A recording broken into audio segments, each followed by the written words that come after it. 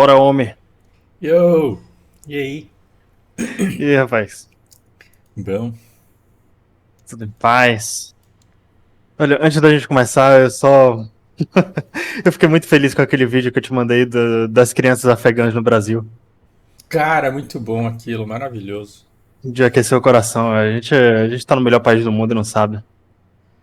Sim, o Lucas me mandou um vídeo de uns policiais conversando com uma criança afegã. Já aprendeu um pouco de português e falando: Não, a minha vida era muito ruim, agora eu tô aqui, obrigado por vocês deixarem entrar. Cara, maravilhoso, cara. Maravilhoso. Obrigado nada, a casa de todo mundo. Chega aí, hein? É isso. Todo mundo é muito bem-vindo. Aqui não tem guerra, né? Aqui é estável. E a gente que resolve os problemas internos. A gente vai falar um pouco disso. Eu tenho que falar do Haiti, que a gente deixou passar semana passada, esqueci Aham. completamente. Mas dessa vez eu deixei aqui nas anotações para não ficar só em minha cabeça, não acontecer de novo. E vamos começar, né? Sim. Vamos começar pelo evento da semana. Parou o mundo, né? O, a Rússia sofreu um ataque terrorista dentro do seu território contra a elite do país, que era um evento Uhum. todo chique, né? Era a elite russa que estava lá, boa parte. Uma galera endinheirada que certamente não fala mal do Putin, né? Já que está Uhum. confortável lá. Então foi um ataque direto à elite. Então, finalmente, guerra declarada oficialmente pela Rússia. Não é mais uma operação militar especial. Os ânimos estão à flor da pele. E isso desencadeou uma série de escaladas dentro do território ucraniano. Uhum. Agora, sobre diretamente esse acontecimento. Eu tive mais ou menos a mesma sensação que você assistindo o conteúdo do Farenazo essa semana. É, e entendendo a posição do cara, né? Aham. Ele não é neutro. Hora nenhuma ele diz que é neutro e Sim, a gente sabe sim, disso desde o sim, começo. sim.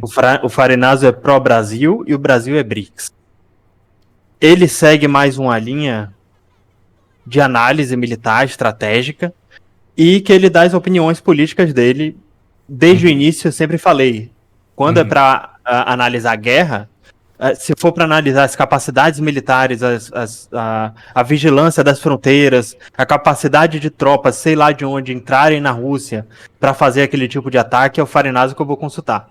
Aham. Agora, sobre análise de sistemas políticos, isso aí já não é mais militar, né? Uhum. Ele levou um amigo lá que estava na Rússia, eu não sei se ainda tá, mas que ele passou por Sevastopol e Moscou, ele fez uma viagem, acho que foi de Moscou para Sevastopol. Ele viu os ataques, ele tem amigos lá dentro, ele tem contatos lá dentro da Rússia, ele fala russo, e a sensação que ele passa pra gente é que ele é um governista, ele gosta da Uhum. Rússia, ele tá com Putin pro que deve é. Eu Aham. acho que isso tá muito claro, não tem desonestidade, Não, não tem. certo? Não tem. Ah, Pode falar. ainda assim, eu acho que ele foi muito rápido em colocar o quanto isso tem cara de Estados Unidos e Ucrânia. E a versão do Putin ela foi muito absurda. É basicamente isso. É, é- ele tem o viés dele, e isso sempre foi aberto. Mas eu acho que não é uma questão de.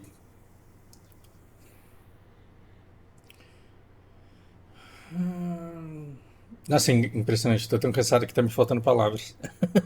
É, eu acho que por uma forma de engajamento mesmo, ele está se colocando de uma forma que engaja, e isso pode levar desavisado a virar torcedor. É isso que está me incomodando. Uhum. E aí eu acho que o que aconteceu na Rússia, e quando ele apareceu falando da maneira como ele colocou as coisas, aí me deu um red flag, assim, sabe? Eu falei, "Não, eu preciso falar pelo menos pro pessoal que me segue o que eu tô pensando sobre isso." Foi mais isso, por isso que eu fiz aquele vídeo lá. Uhum. Certo. Eu ainda não fui no conteúdo do Vassola. Com certeza eu já vi ele falando alguma coisa. O rosto dele é muito familiar. Só que eu não era inscrito no canal dele. Eu acho que eu nunca me aprofundei no conteúdo dele, não. Mas eu vou dar um check lá. Uhum. Agora o ponto é, isso não impede a gente de seguir o cara enquanto ele estiver falando de um assunto que a gente não domina. Não, eu Agora, vou. Uhum. já que ele foi para a parte política, já que ele foi para analisar sistema político, e o que é que me incomoda de fato? É, para esclarecer, eu também não sou da linha dos Estados Unidos, de que acha que a democracia é o bem, né? Que vai ficar dando pitaco no sistema político dos outros. Uhum. Mas os caras falarem que a eleição russa é tão democrática quanto a brasileira, e aí vai pra merda Uhum. e meio, Não, né? não, aí não. Não dá pra conversar nesses termos. Não. Você pode dizer, beleza, eu não tô questionando a legitimidade do Putin enquanto chefe de Estado. Eu não tô questionando a popularidade que ele pode ter no país, que eu acredito sim que pode ser altíssima. Só Uhum. que é altíssima em quais termos? É Uhum. altíssima depois que você matou a oposição? É altíssima depois que é proibido você usar certos termos? É proibido você criticar o Estado? Você está seguindo para uma linha norte-coreana Sim. e isso você não vai me impedir de dizer isso, né? Então, E eu gosto muito democracia é o do. Brasil. E eu acho que eu gosto muito do Vassolar, porque o Vassolar ele conhece muito a Rússia e ele expõe muito esse lado. Então ele fala com muita propriedade, com muito conhecimento de todo mundo que morre, como que morre, por que morre, quando acontece. Porque a gente fica protegendo o pessoal do mainstream, né? E de repente pode parecer que a gente está concordando com o outro lado, e não. Tem uma grande Sim, diferença aí, né? sim. Vamos falar do outro lado, então. Acho que vale a pena eu até falar o que foi que eu conversei com o Everton, meu amigo aqui. Ele estava falando a respeito da Rússia poder usar isso como narrativa para apertar a mão dentro da Ucrânia, né? Pesar a mão na Uhum, Ucrânia. Então, o que é que eu falei? O Estado Islâmico tem motivo para atacar a Rússia. Eu vou abrir isso aqui no Maps para vocês uhum, darem uma olhada. E aqui no Live Map acho que talvez seja até melhor. Deixa eu abrir a Síria aqui. Porque, da mesma forma que os Estados Unidos colocam os países do Oriente Médio, grupos específicos do Oriente Médio, um contra o outro, para que ele possa extrair petróleo facilmente, ele fez isso no Iraque. A Arábia Saudita, ele negociou para não fazer isso com a Arábia Saudita, então uhum, até hoje o Mohammed bin Salman é muito grato a ele. Aos Estados Unidos, assim, por não terem invadido a Arábia Saudita, né? uhum, Porque a capacidade eles tinham, o exército da Arábia Saudita é uma vergonha. A Síria é a mesma coisa. Assim, o Bashar al-Assad tá pro Putin, assim como o Mohammed bin Salman tá para o Biden ou para os Estados Unidos. uhum, Então, o que defende esse território em vermelho aqui da Síria é grana, são armas russas. Essas células pretas aqui são o Estado Islâmico, que são a dissidência da Al-Qaeda, que já recebeu armas e treinamento dos Estados Unidos. Então, cai naquela mesma dinâmica de mercenários pagos para acabar com mercenários, pagos para uhum, acabar com mercenários. uhum, E isso é mais velho do que beber água, né? uhum, Dividir para conquistar, Napoleão. uhum, Então, para resumir, não tem santo nessa história. Então, o Estado Islâmico também tem motivo para atacar a Rússia. A Ucrânia, obviamente, tem motivo para atacar a Rússia. E, como eu disse ao meu amigo aqui, o problema do ISIS é que ele não tem um rosto mais. Todas uhum, as maiores lideranças do Estado Islâmico que colocaram voz à frente, que foram comprovadas que eram lideranças legítimas dentro do grupo, foram assassinadas ou pelo Bashar al-Assad, ou pelo Mohammed bin Salman, ou pelos Estados Unidos e Rússia usando seus proxies. Então, é um grupo que não tem mais coragem de dar as caras, e é um grupo que está desorganizado. Eu não acho que eles tenham plenas capacidades de entrar em território russo e fazer aquilo sem ajuda de de outras outros forças grupos. maiores. Sim. Uhum. Então, mesmo que tenha sido o ISIS, existe a possibilidade da Ucrânia estar envolvida, dos Estados Unidos Uhum. estarem Uhum. envolvidos. Então, sim, o Vitor fez um questionamento interessante, que poderia ter sido até o Grupo Wagner. O Grupo Wagner também tem motivo, pode existir algum pessoal enlutado pelo Prigozhin, que tenha se Uhum. revoltado com o Putin pela morte do Prigozhin, porque o Prigozhin é o cara que tirava pessoas de... poderia ter tirado soldados da miséria para lutar no exército. E esses soldados poderiam ter sido gratos a ele até o fim de sua vida. Então, mesmo que o Putin tivesse realocado as tropas, mesmo que não tivesse retalhado contra o grupo Wagner e colocasse e remunerasse os caras, efetivassem no exército russo, porque uma tentativa do que o grupo Wagner fez na Rússia, o certo seria acabar com o grupo Wagner e matar todo mundo. Inclusive, Uhum. é o modus operandi da Rússia. A Rússia, Uhum. poucas ideias com essa galera. Uhum. Então, eles foram bem recebidos pela Rússia, mesmo depois de terem se levantado. Então, eu não acho que teria sido o grupo Wagner organizado para fazer isso. Agora, o que foi mais que eu falei aqui? Sobre as narrativas do Ocidente, é muito fácil, dizer que foi o Estado Islâmico para tirar o corpo fora caso eles estivessem envolvidos. Uhum. Uhum. E da mesma forma, é muito fácil para o Putin dizer que foi a Ucrânia organizada, mesmo que tenha sido mercenários. É confortável para o Putin dizer que foi o Zelensky que pagou, para ele poder fazer uma nova ofensiva em Kiev ou tomar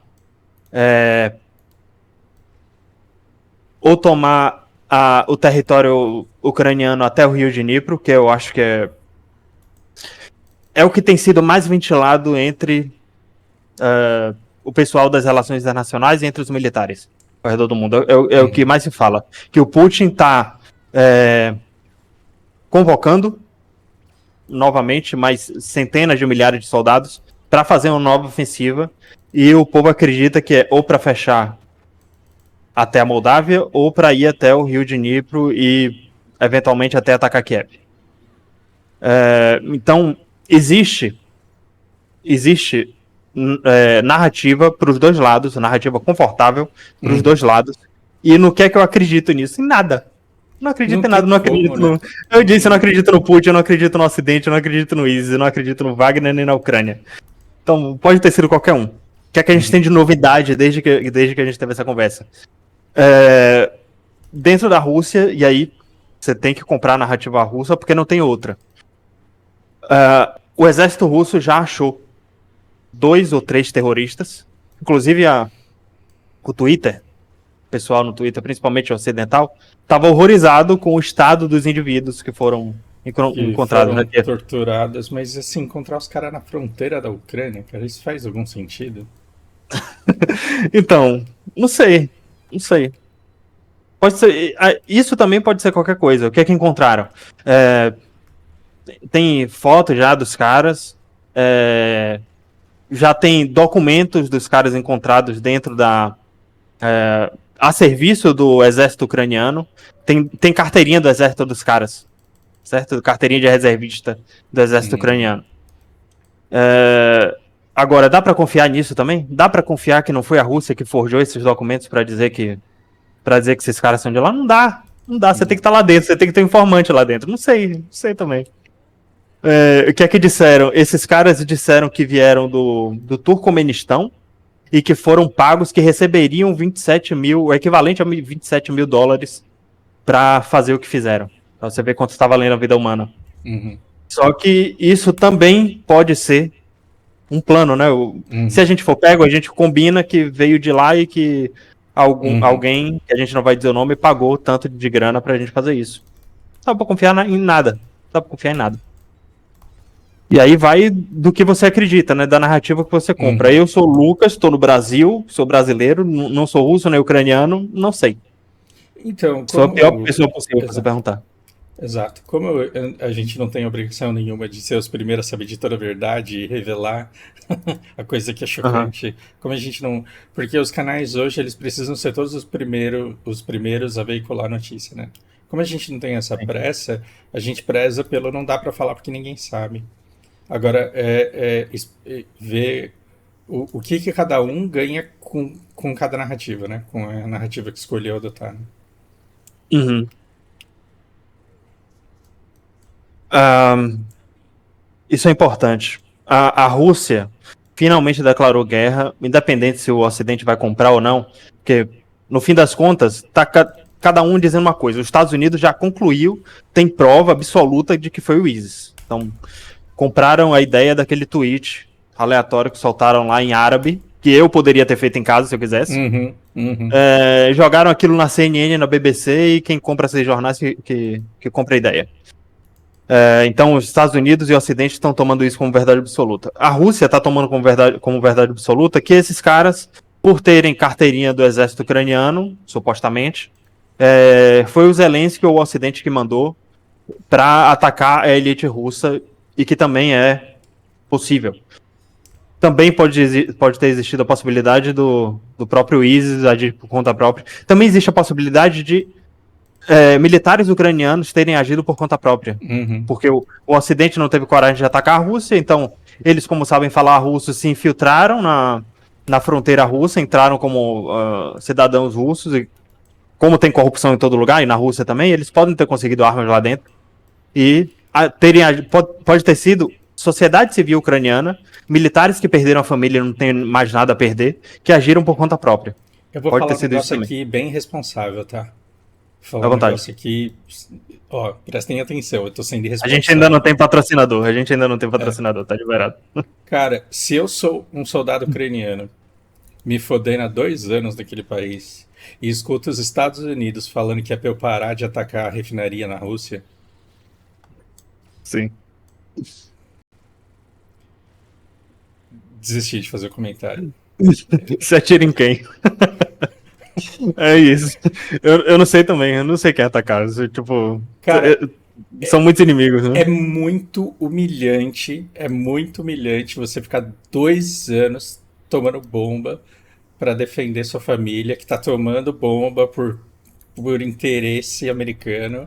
E aí, quando você consegue uma maneira de afetar o seu inimigo, o cara fala: Não, tem eleição esse ano, você tá me fudendo, para com isso. O vídeo do Pedro Dai foi muito bom. Ele falando, eu não quero saber de problema esse ano, não, que eu tô em eleição aqui, se virem. É muito isso, a gente já falou isso aqui várias vezes, que isso ia acontecer. As eleições nos Estados Unidos, assim como as brasileiras, são caras. Pouco importa se. Pouco importa Na a vida verdade, de todo importa sim. mundo. Não, o que eu quero dizer é o seguinte: aqui no Brasil a gente reclama tanto de fundo eleitoral, fundo partidário. Nos Estados Unidos não tem isso. O financiamento da iniciativa privada. Só que iniciativa privada é essa que tem um lobby dentro do Congresso americano, dentro do Capitólio, e que no fim das contas essa galera é quem financia as campanhas, e é dinheiro de imposto que compra o lobby armamentício e de outras empresas americanas para financiar o lobby. Então, os Estados Unidos só fazem um caminho maior para fazer a mesma coisa que a gente faz aqui. Então, sei lá se acabar com o fundo eleitoral e partidário vai resolver alguma coisa. Enfim, esse é outro podcast. Mas sim, a guerra finalmente declarada pro lado da Rússia. Eles já estão usando isso de narrativa, os ataques estão sendo intensificados. Como a gente prospectou em outras semanas, bombas começariam a cair na margem oeste ucraniana. Não exatamente pelos motivos que a gente falou, né? Isso aqui eu não acho que já sejam alvos franceses. É mais porque a Ucrânia também está atacando Sevastopol, também está atacando posições russas que não estavam atacando antes. Só que, justamente agora, como você já antecipou aí, os Estados Unidos estão, só agora, mudando a postura, estão sugerindo que a Ucrânia pare de tentar reconquistar territórios, porque o dinheiro vai acabar. Isso, claro que não para o lado ucraniano, não para os cidadãos ucranianos, mas que reforça a ideia de que o fim do conflito pode estar próximo. Porque não tem alternativa, né? Sem dinheiro, a Ucrânia sem dinheiro, e sem a França colocar É, tropa lá dentro, né? Sem a França se aventurar, é sentar na mesa de negociação com Putin ou fugir.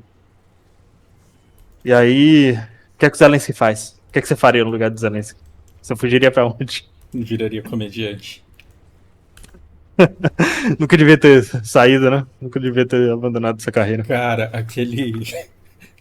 aquela photoshopada que fizeram ele com a cara do Bin Laden foi muito boa, cara. Sim, sim. Então, ou o Zelensky foge para os Estados Unidos, entrega igual o Farenazo previu lá, que ele seria um líder vietnamita, ou ele foge para a Rússia e vira casaca, entrega tudo que ele sabe sobre os Estados Unidos, e aí existe a possibilidade de ele não ser morto dentro da Rússia. Ou E virar o Bin o que eu. Laden, né? É. Porque o Ou Bin o que eu Laden foi faria se eu exatamente fosse isso. ele, né? Sim, sim. Bin Laden virou a casaca e entregou os Estados Unidos e fez o que fez, a gente sabe. Ou se eu fosse o Zelensky, eu mudaria pro Brasil, aprenderia a falar português, deixaria a barba crescer e rasparia a cabeça e viria pro Brasil, pô. Porque aqui todo mundo é bem-vindo, ninguém ia fazer muita pergunta, não. O pior é isso, né? O pior é que se o cara Sim, aparece aqui, é capaz que a gente fala, oi, aí, entra aí. sim. Mas não parece que ele quer fazer isso, não. Ele tá bombardeando Sevastopol. Eu vi no Twitter, saíram vídeos dos ataques. São alvos completamente aleatórios. Sociedade civil ucraniana está sendo bombardeada por ucranianos. Não são mais alvos militares, tá caindo em bairro residencial. Então é como se a Ucrânia já estivesse desistindo de vez da Crimeia. E é aquilo que acontece com o cara que tá em um relacionamento abusivo e ele é violento e paranoico. Tipo, se a mulher não vai ser dele, não vai ser de mais de ninguém. Uhum. O Zelensky tá tratando a Crimeia assim.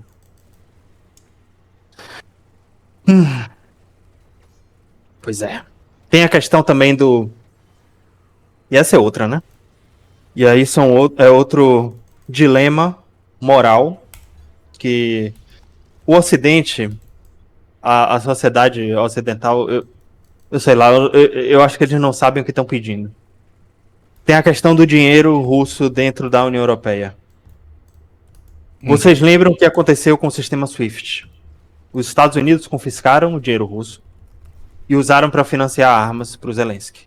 Grande parte do financiamento americano para o Zelensky veio da Rússia, veio de dinheiro russo confiscado. E aí o sistema SWIFT perdeu credibilidade. Uhum. Né? O que restou? Restou ao resto do mundo, restou ao sistema britânico, que ainda o pound ainda é uma moeda forte, restou a União Europeia, restou paraísos fiscais na América do Sul, Panamá, Costa Rica, que de certa forma são submissos aos Estados Unidos. O Oriente não confia tanto nesses sistemas frente aos Estados Unidos. Sobra a Suíça também, que tem uma das maiores credibilidades do mundo por ser o banco dentro da Europa, né? Que eles são território neutro até hoje, eles não se envolveram nem na Primeira nem na Segunda Guerra. Uhum. E existe a regra não escrita em volta da União Europeia, que vale muito mais que as regras escritas, de que a gente não invade a Suíça e a Suíça virou o banco Uhum. um banco concorrente da União Europeia e ele meio que recebe dinheiro do mundo inteiro. A Suíça só entrega criminosos, só entrega contas bancárias quando quando tá a ONU inteira contra o país. E não é o Quando caso o da Obama Rússia, até porque coloca ela a arma tá na cabeça deles. Exato. Eu digo isso porque aconteceu com a FIFA. E aí, como vai de encontro a interesses internacionais, é só o Ricardo Teixeira contra o mundo, né? Então entrega Uhum. o Ricardo Teixeira, né? Não é o caso da Rússia, eu acho que nunca vai ser. Então a Suíça eu acho que vai ser sempre segura para os russos. E outro, o mais poderoso de todos, o yuan chinês, Uhum. O yuan chinês tá com um sorriso de orelha a orelha, vendo a União Europeia cogitando confiscar o dinheiro da Rússia. Isso está acontecendo. A Alemanha, o lobby infinito da Ursula von der Leyen dentro da União Europeia, está cogitando confiscar o dinheiro russo para comprar armas e enviar para a Ucrânia. Isso, mais uma vez, eles não aprenderam a lição, pelo jeito, né?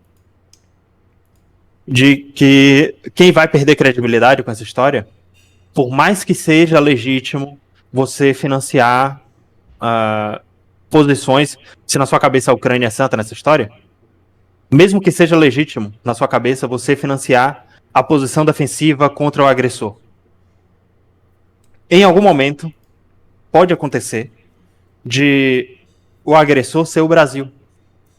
Pode acontecer de o agressor ser um país árabe. Nunca teve muito distante essa hipótese. Então, brasileiros, os BRICS, a China, os árabes, a União Africana, que já não gosta da União Europeia, né?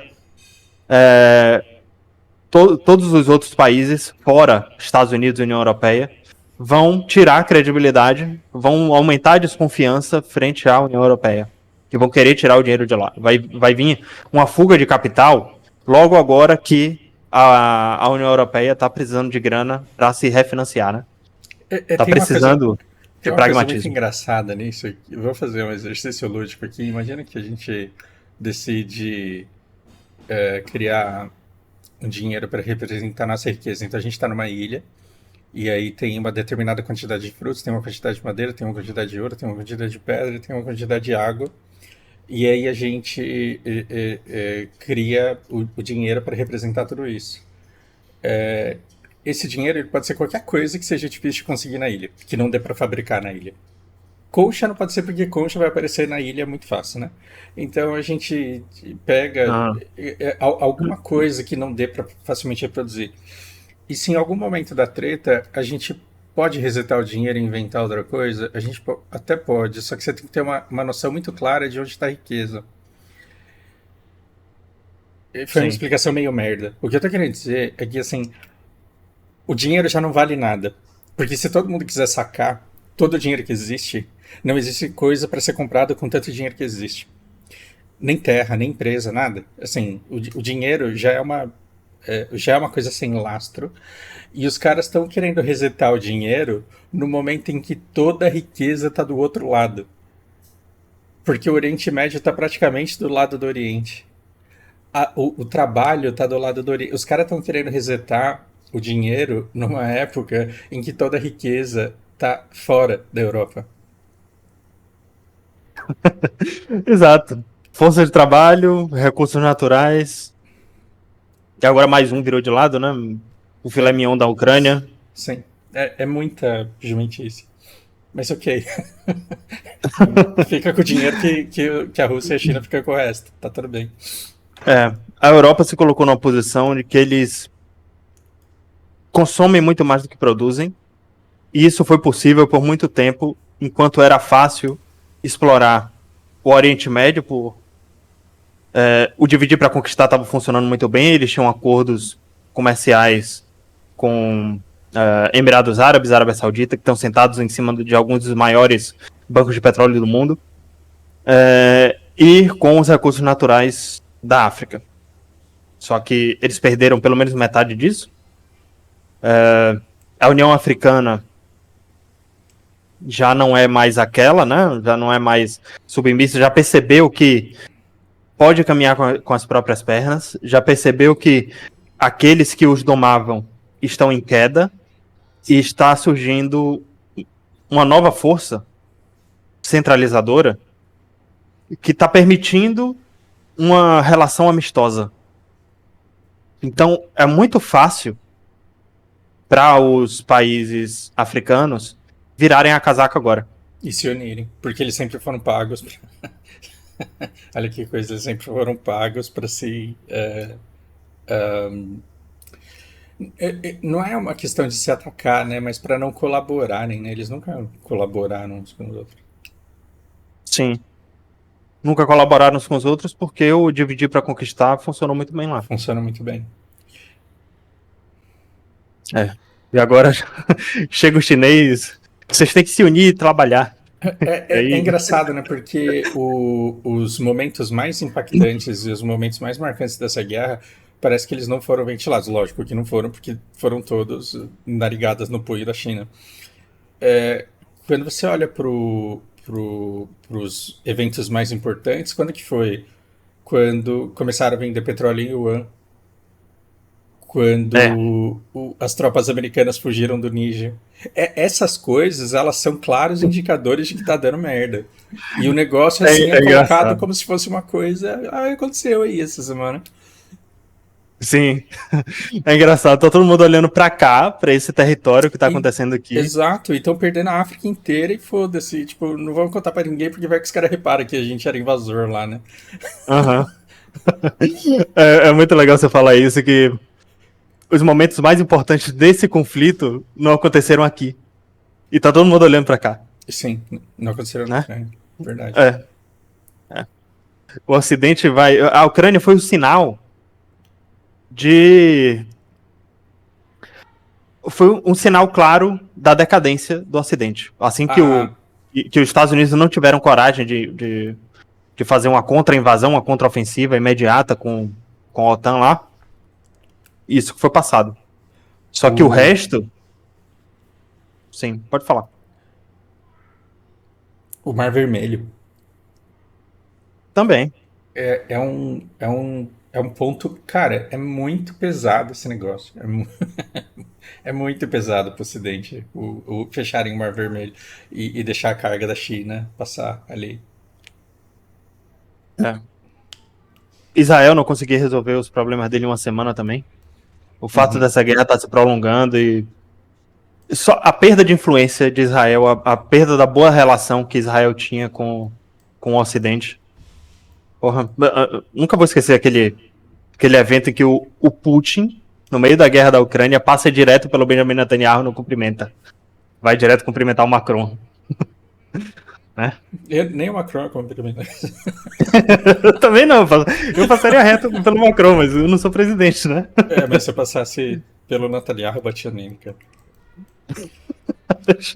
Pisaria no pé dele sem querer, né? Igual o Bolsonaro fez com a Merkel. A Merkel virou pro Bolsonaro, tinha que ser você, né? Pois é. Mas já que a gente citou, né? Vamos dar continuidade a isso aqui. Essa postura dos Estados Unidos de humilhar a Ucrânia, ou colocar a Ucrânia, ou abandonar a Ucrânia, finalmente, né? Pro público, né?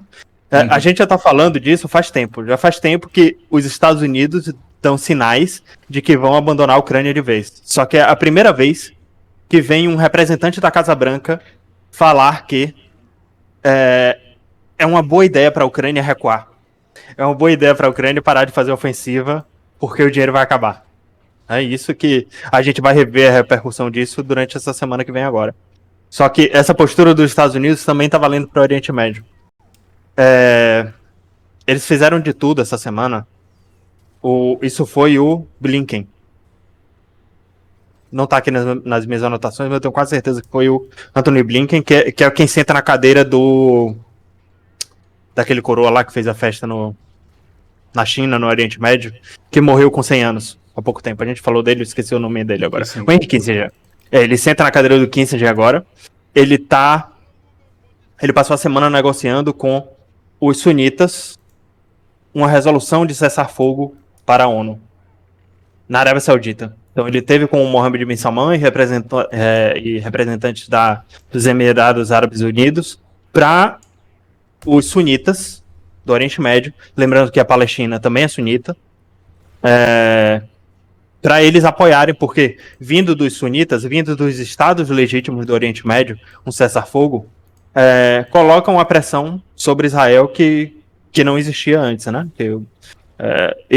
Basicamente os Estados Unidos, eu não diria que virando a casaca, mas dando uma autorização para os sunitas se unirem contra Israel. Dando autorização para os sunitas pressionarem Israel na ONU. E aí veio uma resolução dos Estados Unidos, que até o momento tinham passado 3 resoluções na ONU. e os Estados Unidos vetaram as 3. E aí a gente precisa lembrar do conceito da ONU, né? Não é porque vai passar uma resolução na ONU que Israel vai parar de invadir a faixa de Gaza. Só que com a resolução da ONU, é como se o mundo, 200 países, passaram a mensagem de que o que Israel está fazendo é ilegítimo, está liberado para o resto do mundo fazer sanções contra o Estado de Israel, tá liberado cortar algum tipo de relação diplomática, ou até confiscar alguma riqueza do Estado de Israel, se tiver investimento fora, sem sofrer nenhuma retaliação da comunidade internacional. Então, o papelzinho para Israel não vale nada, mas serve para... É uma moeda política que os Estados Unidos dariam para a mão dos sauditas, para a mão dos sunitas, contra o Estado de Israel. E aí a gente já pode pensar na retaliação dos acontecimentos da semana passada, né? Da possibilidade de Israel se levantar contra os Estados Unidos e da maneira como eles estavam se comportando lá. Então, sim. Além disso, deixa eu voltar para minhas anotações aqui para ver onde é que eu queria chegar. Sim. Por que essa resolução não passou? Rússia e China vetaram dessa vez. Mas... vamos lá. Vamos. Tem muito xadrez 4D nesse veto aí. Sim. Não, pode falar. Você ia fazer algum questionamento? Não, eu queria ver se você consegue fazer um advogado do diabo e falar, não, a China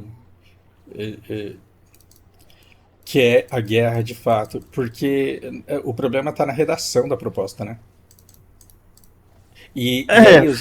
Foi o argumento usado, mas a redação não importa tanto. Você acha que a China não quer a suspensão dessa guerra? Porque isso me deixa muito triste, cara. Pô, meu. Desculpa te decepcionar com os chineses. A China só quer o caos instaurado porque tá funcionando bem pra ela e porque tá sabotando as eleições americanas. E porque é conveniente pra China que Gaza não exista. Conveniente pra China que Gaza não exista? Não, acho que aí é longe demais. Então, esse longe demais que eu quero estar errado é um cenário onde a cama de Israel está preparada para uma virada de casaca, onde o Netanyahu escorrega no sabonete e a Gal Gadot aparece branco pedindo desculpa, falando, meu Deus, eu sempre fui pró-Palestina, mas aqui eu era ameaçada. E Israel faz uma lavagem de imagem igual o Japão fez com o samurai depois de ter feito o que fez na China. E aí Israel na Rota da Seda sem Gaza para trabalhar. Não, acho que é demais e eu tenho até argumento contra isso. Por favor, a China... eu quero... Lembra da ligação entre Israel e Índia? Sim. É interessante para a China que Israel prevaleça ou que Israel seja derrotado nessa guerra?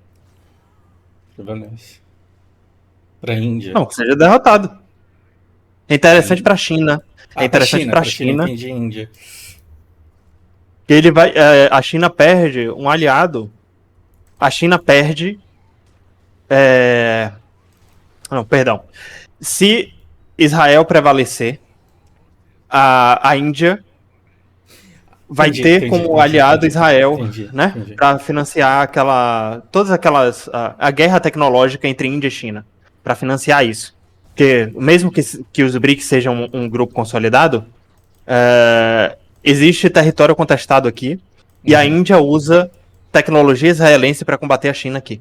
Então não é interessante para a China que Israel prevaleça. É interessante para a China que Israel perca essa guerra ou seja o mais desgastado possível aqui. Agora, não é uma posição tão clara assim, porque a China é pragmática e pensa a longo prazo. A China sabe que as chances de Gaza são baixíssimas. Por que eu acredito que a China prefere que o conflito continue? Porque o conflito é caro para os Estados Unidos. Entendi. Quanto antes o conflito se resolver, mais cedo os Estados Unidos se estabilizam, param de brigar e voltam para a guerra comercial com a China. Uhum. Não é isso que eles querem. A China quer que os Estados Unidos gastem o máximo possível de grana e não resolva nada no Oriente Médio e na Ucrânia. Porque assim, é como se a China estivesse falando: os Estados Unidos estão errando. Deixa eles errarem. Eles enfiaram num problema muito maior do que eles conseguem resolver. Eles não conseguem controlar a faixa de Gaza, eles não conseguem controlar o Mar Vermelho, e o Mar Vermelho está fazendo vista grossa para a embarcação chinesa que passa aqui. E eles não conseguem controlar a Ucrânia. Então eles estão se destruindo sozinhos. Eu não precisei gastar com o exército. Eu não precisei enviar grana. Eu estou negociando com a Rússia aqui, coisa que eu negociaria mesmo que não tivesse em guerra. Que a Rússia agora é minha aliada. Então, não tem uma posição muito clara para a China, mas se tivesse, seria contra Israel. Perfeito. Então é isso. Por isso que eles vetaram. Vetei porque... Inclusive, eu acho que eles usaram isso no argumento. Vocês, Estados Unidos, só estão usando... Vocês só querem apoiar um cessar-fogo agora por questões eleitoreiras. E vocês estão favorecendo os muçulmanos aqui no seu texto, mas a gente não confia que vocês são fluxicheiros, a gente não confia que vocês estão legitimamente defendendo o interesse dos sunitas aqui. Porque não dá pra confiar na palavra de vocês em ano de eleição. E não dá pra confiar em China, não dá pra confiar em Rússia, não dá pra confiar em Estados Unidos, em hora nenhuma, em momento algum. Né? É conveniente pro Brasil agora se aliar a Rússia e China porque eles são menos danosos pra gente. Não demonstraram que querem atravessar o oceano pra bagunçar nosso sistema político. Inclusive estão cooperando, né? Não são decisões do Estado russo, do Estado chinês que decidem o que é aprovado na Câmara dos Deputados do Brasil. Sim. Pelo contrário, a gente consegue enxergar lobby americano investindo em ONG aqui para o pessoal usar de discurso para legitimar o que eles querem passar no parlamento. Então, a posição aqui também está muito clara. Eu sou brasileiro e vejo os Estados Unidos como um inimigo maior. Não é que eu queira que esses conflitos continuem. Eu não penso dessa forma. Eu prefiro que seja resolvido e que o Brasil se desvincule dos Estados Unidos em tempos de paz. Dá pra fazer. Eu não acho que a gente precisa dessa guerra pra mandar os Estados Unidos embora. Mas é isso. Conferindo minhas anotações aqui, ver se eu não quero deixar passar nada.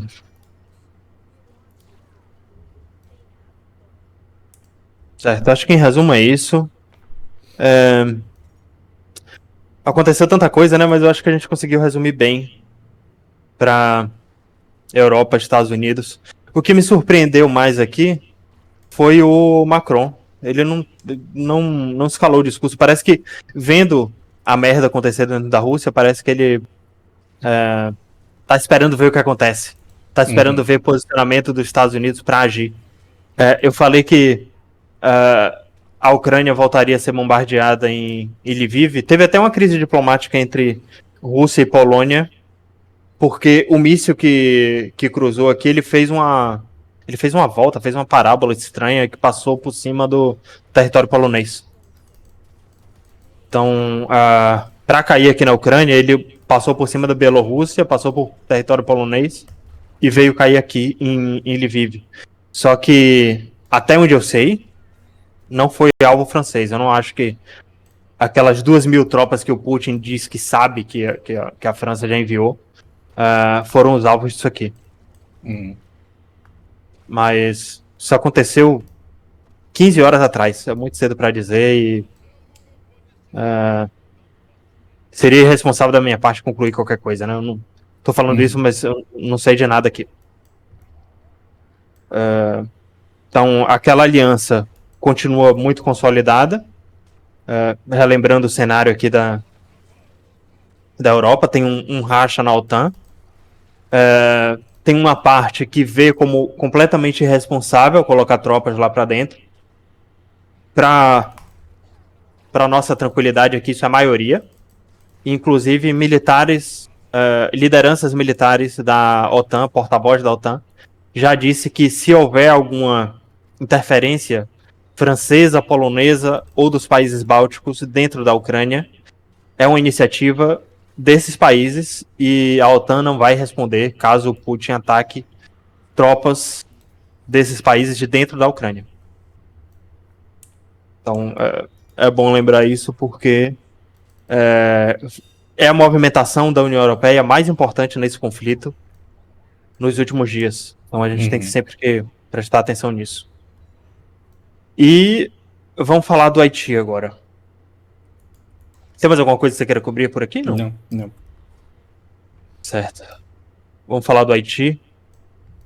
É mais uma que não teve mais grande atualização desde a semana passada. Eu vou cobrir isso aqui porque a gente não cobriu, que eu acabei esquecendo mesmo, eu peço perdão por isso.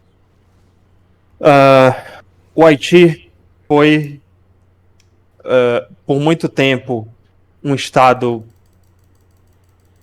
não diria que um estado tampão, até tenho dificuldade para definir o que era isso aqui, porque existiu um governo que tentava se consolidar do mesmo jeito que a faixa de Gaza tenta se consolidar enquanto Palestina, e vários grupos menores discordam. Então, existia um governo aqui que foi reconhecido até semana passada pela comunidade internacional, que ainda tem cadeira na ONU, se eu não me engano, mas que o primeiro-ministro desistiu. O primeiro-ministro fugiu do país, a força policial já estava perdendo há muito tempo contra as forças insurgentes, né, os grupos rebeldes, e teve um grupo específico que até tem umas práticas canibais dentro do território, tem umas práticas bastante que são dos ancestrais haitianos, do grupo até de tribos africanas que foram escravizadas e jogadas aqui pelos franceses, que esse cara conseguiu unificar várias gangues ao redor do país. O apelido dele é Barbecue, o churrasco, o famoso churrasco, e ele é hoje o monopólio da força no Haiti.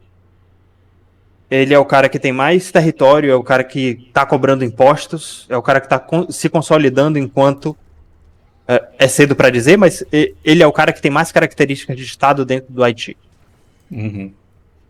Agora, o que é legítimo dar de resposta para isso?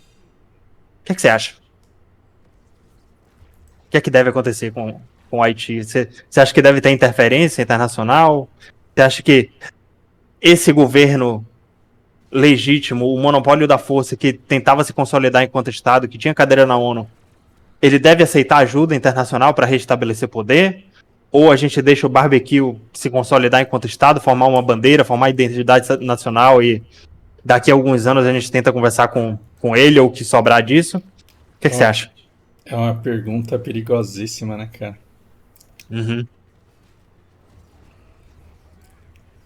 Que situação. Pois é. Porque é uma situação que pode gerar precedentes para um monte de coisa, né? Porque se a gente fala, não pode tirar esse cara nem a pau, quer dizer, não pode deixar esse cara nem a pau, tem que tirar ele. Amanhã começa a aparecer um monte de gente muito perigosa para ser deixada no poder, né? Não sei o que te dizer. Pois é. Eu vi declarações dos Estados Unidos falando em uma operação militar especial, vou chamar assim. Já vi isso. Para restabelecer. Eu acho que já. Para restabelecer o poder legítimo do Haiti. Só que os Estados Unidos estão envolvidos até o pescoço em tanto problema que eu não acho que vai vir deles. Quem se prontificou a ajudar também foi México Honduras, El Salvador, e a voz de maior liderança, a pessoa que tomou mais capa de jornal, que os países mais ouviram, foi a liderança de El Salvador, porque ele foi o mais eficiente da história da América Latina no combate ao tráfico de drogas e no combate ao Estado paralelo. Então, o Nayib Bukele, eu não sei se ele vai ter força, eu não sei como é que tá a diplomacia dele. Eu não sei como é que, se ele quiser fazer isso de fato, como é que ele vai se organizar para unir a inteligência do Estado legítimo do Haiti. São as pessoas que conhecem a polícia do Haiti, que vão ser colocadas na linha de frente, é claro, né, que conhece o mapa, que conhece o território, para agir em conjunto com forças militares de outros países. É claro que ele é uma liderança natural, porque ele conseguiu fazer isso, mas eu não acredito que El Salvador sozinha tenha condições de enfrentar o tráfico do Haiti. O Haiti é, pelo que dá para ver aqui no mapa, pelo menos umas 2 vezes maior que El Salvador. Uhum. E, novamente, destruir é muito mais fácil do que construir. Uhum. Por outro lado, defender é muito mais fácil do que atacar. Isso significa que precisa de uma mega operação de embarcações indo em direção do Haiti. Com certeza, El Salvador não tem essa força. El Salvador nunca foi uma força marítima, né? Precisaria contar com forças da ONU, precisaria contar até com a aprovação do Conselho de Segurança. E aí vai eu não acho que seja muito difícil, ele conseguir essa aprovação no Conselho de Segurança. Uma vez que países da América Latina aprovem, já que tá todo mundo contra o barbecue, né? Não tem ninguém a favor do barbecue hoje. Enquanto ele não se consolidar, enquanto ele não tiver identidade nacional, uma bandeira, ninguém vai dizer que seja lá o que for que quiserem fazer no Haiti é ilegítimo. Talvez exista uma possibilidade de acordo, de conluio com a República Dominicana, porque eles têm fronteira direta, né? A fronteira daqui está reforçada por causa disso. Mas eu acho que se isso acontecer, pode ser que seja uma briga muito maior do que El Salvador pode comprar no momento. Uhum. Então, vai do talento político, vai do talento diplomático de El Salvador conseguir aprovar isso na ONU, que eu não acho que seja grande coisa, mas conseguir unir forças de outros países. E eu acredito até que o Lula, se tiver juízo, ele envie forças para isso. Não sei, eu acho que depende tô respondendo de bate-pronto aqui também. Depende da quantidade de países, da força que El Salvador vai ser capaz de unir contra, né? E aí, mais uma vez, o Haiti não vai ser um Estado legítimo depois que isso acontecer, se é que vai acontecer. Porque vai ser um Estado submisso, vai ser Israel, né? Vai ser um Estado que precisou pedir ajuda, então eles vão estar sempre submissos àqueles que os ajudaram. Eu acho que para a América Latina, por um todo, é bom, para não permitir que nenhuma força, para mostrar que os estados são capazes de enfrentar os estados paralelos. É muito perigoso que esse precedente dentro do Haiti seja aberto, de que existe a possibilidade de um PCC tomar um país e nada acontecer, né? Então, eu não acho que vai ser fácil, eu não acho que tem solução fácil, nem solução legítima do ponto de vista moral, defensável, para o que pode acontecer aqui. Eu sou a favor que exista uma união de países da América Latina. Existe já existe uma união aduaneira entre os países do Caribe, bem consolidada, inclusive, não tem grandes dissidências entre vários desses países aqui, Santa Lúcia, Barbados, todos esses países miudinhos aqui, eles cooperam com agricultura, com energia, com água potável, entende? Eles têm eles não têm burocracia nenhuma para importação, exportação, não tem imposto, não tem... e até para compartilhamento de tecnologia para energia e saneamento básico, esses países todos cooperam entre si. Então não acho que seja problema eles fazerem uma união militar no Caribe para ir de encontro ao Haiti. Eu acho que se isso acontecer sem o Brasil, é péssimo para o Brasil, porque a gente perde a oportunidade de se firmar enquanto liderança, e se firmar enquanto país continental, né?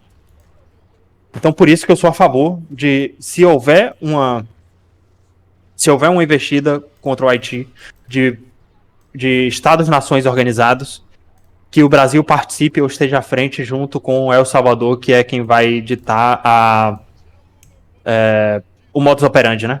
São uma força de maior sucesso contra estados paralelos. Então, em resumo, é isso.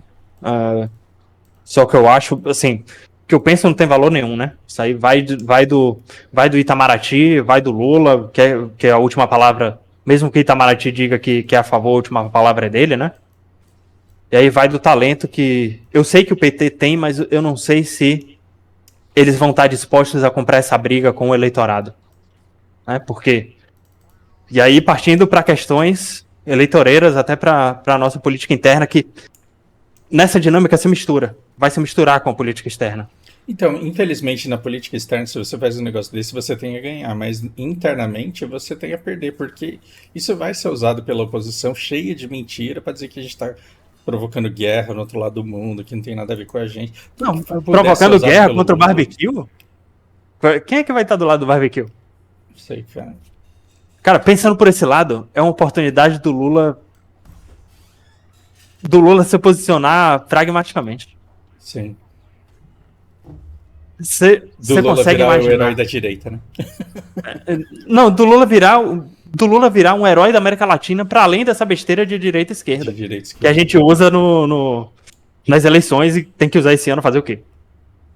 Mas como é que a direita vai criticar o Lula depois dele ter se unido ao Bukele contra uma facção terrorista, contra o tráfico de drogas, contra o Estado paralelo?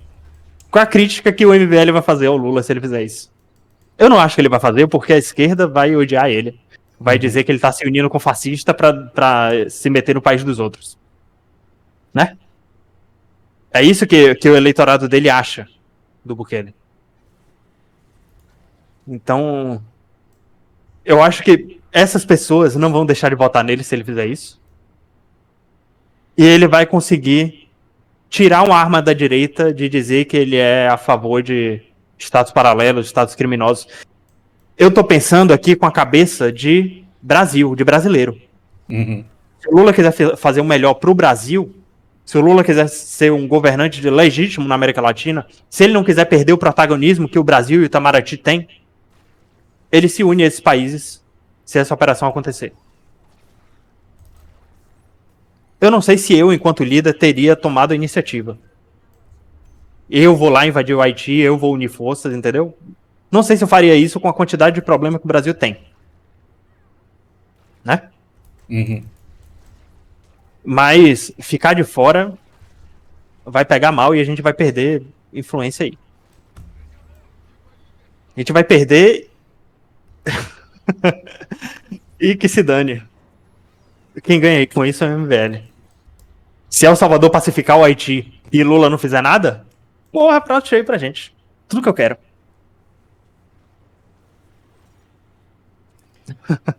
Meu, que mundo complicado que a gente vive, cara. O Eric falou aqui, pô, o idiota do YouTube não notifica nem a Twitch. Eu não tô mais transmitindo na Twitch. A propósito, você quer falar mais alguma coisa sobre esse caso? Tô tranquilo. Vou tocar. Certo. É, eu vou pedir uma sugestão aqui pra vocês. Eu tô querendo jogar alguma coisa. Eu não sei se eu jogo aqui no canal mesmo, durante a semana. Eu tô com a quarta-feira à noite. Eu só tô preenchendo ficha pra missão. Então, não tô com grandes compromissos. Quarta à noite. E é o dia que eu tô tirando, assim, é o dia que eu tô tirando pra fazer um intervalo, né? Que eu tô coletando terça, quinta. E no sábado eu tenho uma live com o pessoal da missão lá. E fora fora meus afazeres aqui durante a semana, né? Então eu queria. Já que eu já vou jogar alguma coisa mesmo durante a semana, já que é meu dia de descanso, eu queria transmitir alguma coisa, algum jogo, falar de história aqui com vocês, o que eu acho que seria uma diversão aqui, seria um prazer a mais. Eu acho que seria um conteúdo que eu imagino que vocês gostariam. Aí eu separei 3 jogos aqui que eu tô com vontade de jogar. Eu vou fazer uma enquete depois Mas aqui, eu não vou vai deixar a jogar enquete. Heroes of the Storm, né, amigo? Não, não. Não é Heroes of the Storm. Tem da saga Assassin's Creed, que eu quero continuar. Tem 2 jogos que eu comprei e não joguei ainda. Tem o. Eu vou seguir pela ordem de lançamento mesmo. Tem o Assassin's Creed Unity, que é sobre a Revolução Francesa.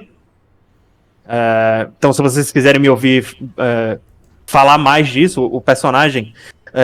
A história acontece dentro de Paris, no coração da Revolução Francesa. Eu acho que em algum momento o Napoleão deve aparecer. Eu não joguei, então eu sei que figuras históricas aparecem durante o jogo. Então, esse é um dos jogos, esse é uma das histórias. Tem o Battlefield 1, que é na Primeira Guerra Mundial. Então a gente joga, esse eu já joguei, mas eu tô afim de jogar. A gente joga com figuras históricas, a gente vê acontecimentos históricos da Primeira Guerra e que em algum momento influenciaram na origem da Segunda Guerra, nos porquês da Segunda Guerra ter começado. E tem o Fallout 3, que é um cenário pós-apocalíptico, que tem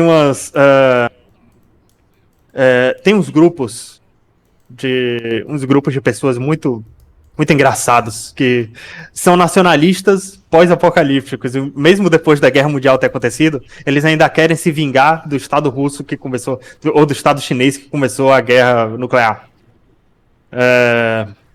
Então, o que é que vocês acham? Um desses 3 aí. Eu deixo pra vocês escolherem o que é que eu vou jogar na quarta-feira de noite. Fallout, ele tem essa lore toda? Não sabia, não. Tem. Que da hora. É coisa que você vê se você ficar prestando atenção. Porque assim, a lore tá lá, mas ela não tá na história principal. Uhum. Isso tá escrito em alguns momentos na história. Você vai encontrar diário de pessoas que moraram nos bunkers. Contextualizando Fallout, né? Fallout acontece depois de uma guerra mundial e o Fallout 3 acontece em Washington. Washington e os arredores. Então, os americanos fizeram bunkers para as pessoas se protegerem do apocalipse nuclear. E alguns bunkers permaneceram fechados. E as histórias dos jogos de Fallout, elas não seguem uma linearidade. Você sempre é o protagonista de um dos bunkers que foram abertos por algum motivo. Ou de pessoas que decidiram sair. Certo? E aí eles descobrem que existem pessoas tentando reconstruir a civilização. Reconstruir os Estados Unidos.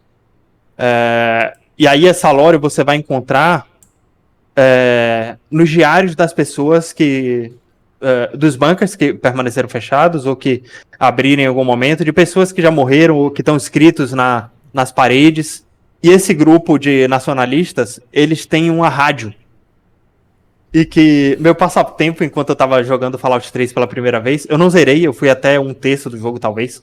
Porque não é RPG gigante, né?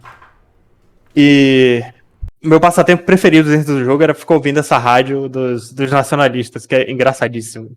É engraçadíssimo o ódio dos caras permanecer depois, Cara, depois do mundo inteiro ter acabado. O cara se informa, se educa assistindo uma rádio dentro de um jogo. O máximo que eu fazia era escutar música no carro do GTA. Muito bom. Sim. O legal pra você ver o fanatismo do americano que serve, né? Uma crítica social foda que você consegue imaginar isso acontecendo, né?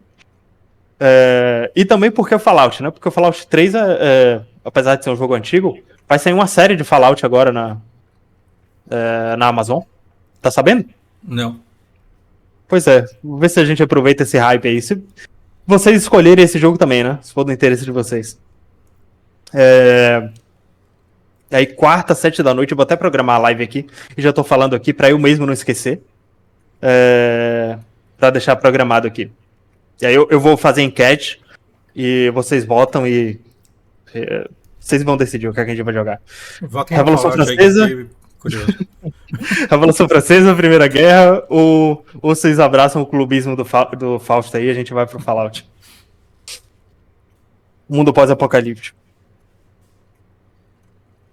Mundo que a gente talvez não esteja mais aqui, né? A história sendo contada por quem ainda não venceu, cara. Pois é. E por último, eu queria deixar aqui, vamos falar um pouco de China e do Mar do Sul da China, antes da gente ir para os comentários. Deixa eu ver o que tem aqui, porque agora até lembrei, eu fiquei curioso, tem tempo que eu não olho. Eu tenho algumas notícias que eu vi no Twitter e até em jornais ocidentais para passar. Ver se eu já passei. Não, tá aqui.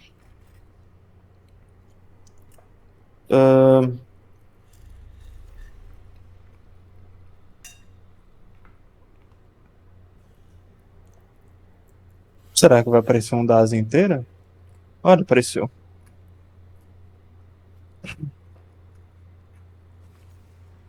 Não, perdão, mas não são esses. Deixa eu ver se eu acho ou das Filipinas ou da Indonésia. Que eu sei que foram os alvos.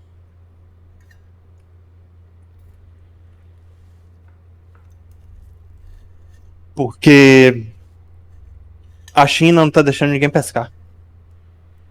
Tá fazendo inferno com os navios pesqueiros. E eu assisti uns vídeos essa semana dos navios mostrando como funciona a abordagem dos navios chineses. É assustador.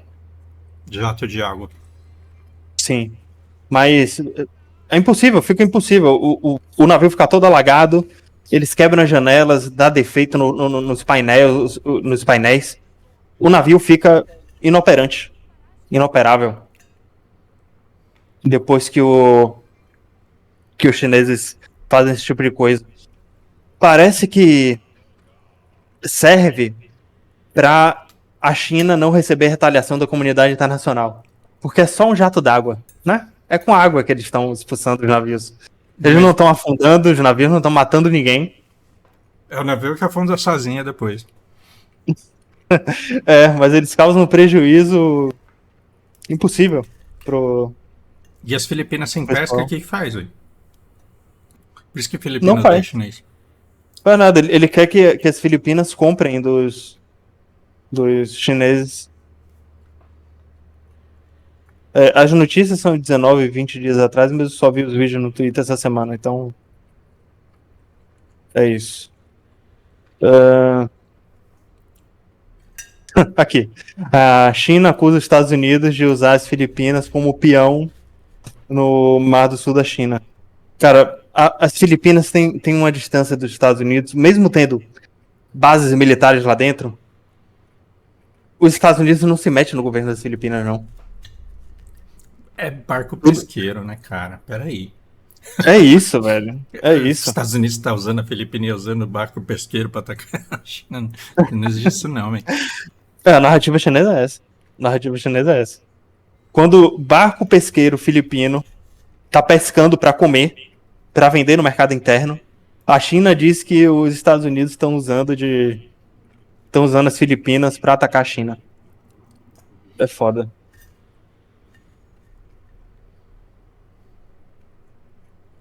Imperialismo. Só que dessa vez do lado chinês. Vale a pena lembrar disso. Tem a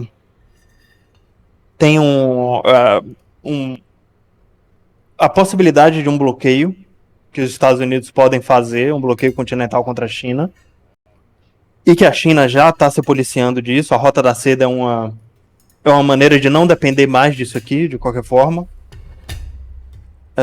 Então, se os Estados Unidos bloquearem isso aqui, quem vai brigar com os Estados Unidos são os países que ficam impedidos de comprar da China. E não a China que fica impedida de vender para os países. Então, a Austrália vai reclamar, Nova Guiné vai reclamar, talvez até a própria Indonésia reclame. Porque a China vai dizer, porra, vocês fizeram bloqueio, os Estados Unidos fizeram bloqueio continental, agora que a economia de vocês que vai ser prejudicada. Eu não vou me incomodar porque eu vendo para o resto do mundo inteiro com a Rota da Seda. Então, as Filipinas deixando os Estados Unidos atuarem lá, podem estar dando um tiro no próprio pé, né? Não é só interesse nacional de navio pesqueiro. É claro que as Filipinas também compram e vendem tecnologias para a China.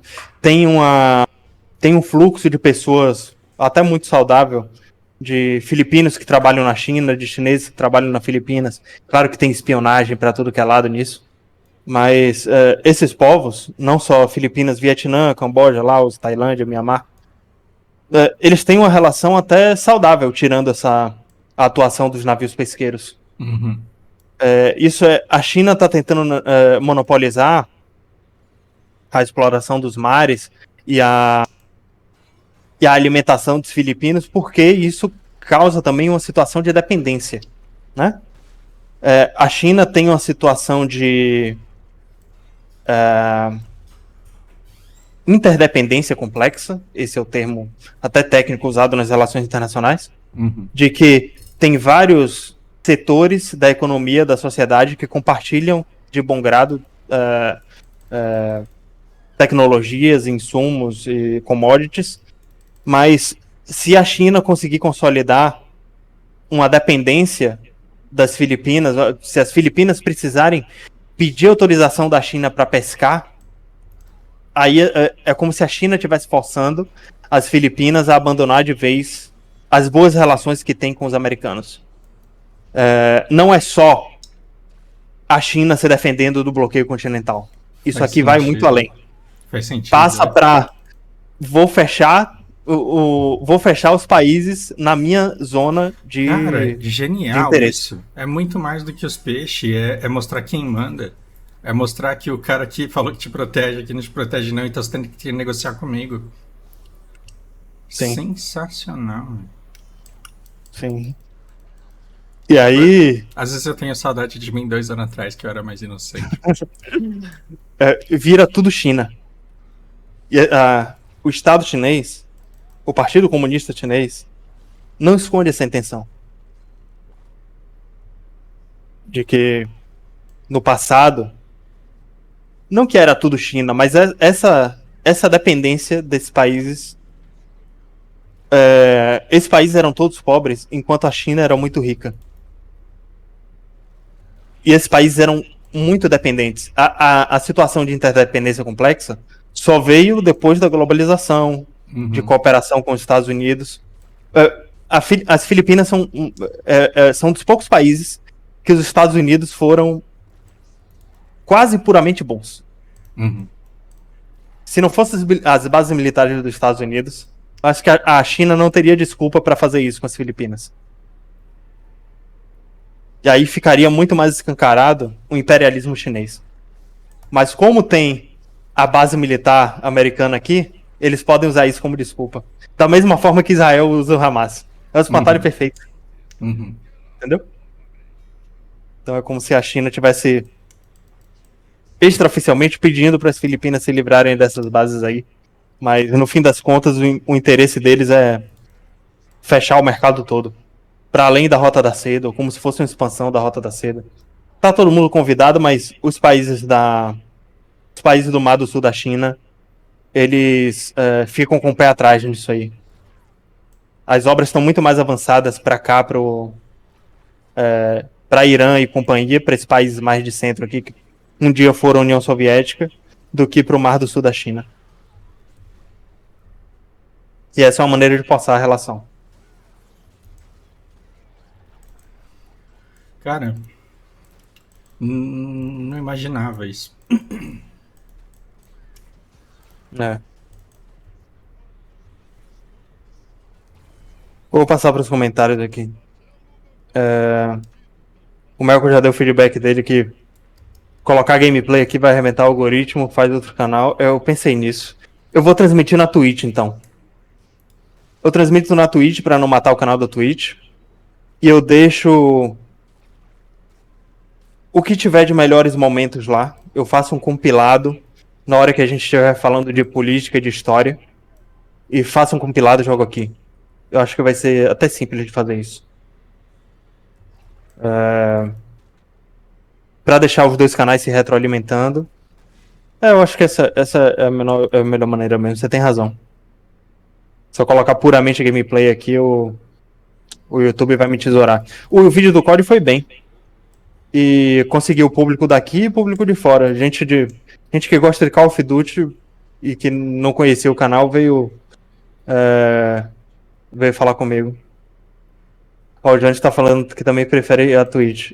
Pra joguinho a Twitch não tem outra não. E tem essa colocação que o Melkor fez aqui sobre... Até coisa que o Sérgio Sacani, sabe quem é, né? Do Studios Flow. Você chegou a ver algum conteúdo dele essa semana sobre Não.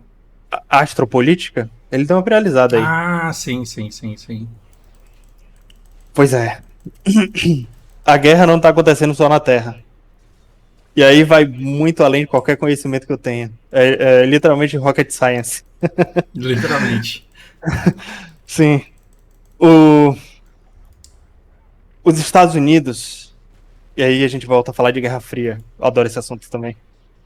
Os Estados Unidos entraram na Guerra Fria com a Rússia, na corrida espacial. E é importante a gente lembrar disso, porque foram os Estados Unidos que abriram esse precedente. Foram os Estados Unidos que começaram essa conversa. Então, a Rússia, por mais ilegítimo que a gente ache que é o governo, que seja o sistema político, não importa. Quem começou essa história, quem começou a militarizar o espaço, foram os Estados Unidos. Os Estados Unidos sempre demonstraram a intenção de derrubar foguete dos outros, derrubar satélite dos outros. E a Rússia começou a fazer isso agora. O que o Malcolm tá falando aqui, o foguete russo Soyuz. Inclusive, a Soyuz é o foguete que o Marcos Pontes, em parceria com... Eu não sei se foi diretamente com os BRICS ou se foi na comunidade internacional, porque existe uma instituição internacional para o espaço, que todo mundo participa, americanos, russos, chineses, sentam na mesma mesa, e que o Brasil participou dessa cooperação, ou se foi já com os BRICS, Brasil e Rússia, mas enfim, isso aí é detalhe. A Soyuz levou o americano hoje para a estação espacial. Foguete russo Soyuz levou o americano hoje para a estação espacial, beleza. Semana passada, né? Um russo foi levado ao espaço pela SpaceX. A relação entre os Estados... Entendi. A relação entre os Estados está plena nesse caso. Só que, vamos lá. A Rússia tem interesse em militarizar o espaço hoje. O Putin é o cara que mais está escalando o discurso para derrubar satélite americano, para explodir foguete americano. Existe uma corrida espacial agora pela exploração do hélio 3 na Lua, que é um minério que... Não sei se é um minério que é hélio, é gás, né? Não sei, eu não sou químico, whatever. É um recurso que pode ser utilizado para fonte energética. E é um recurso que acabaria com a dependência do petróleo.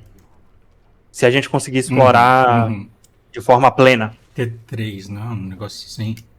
É hélio 3. L3. Isso.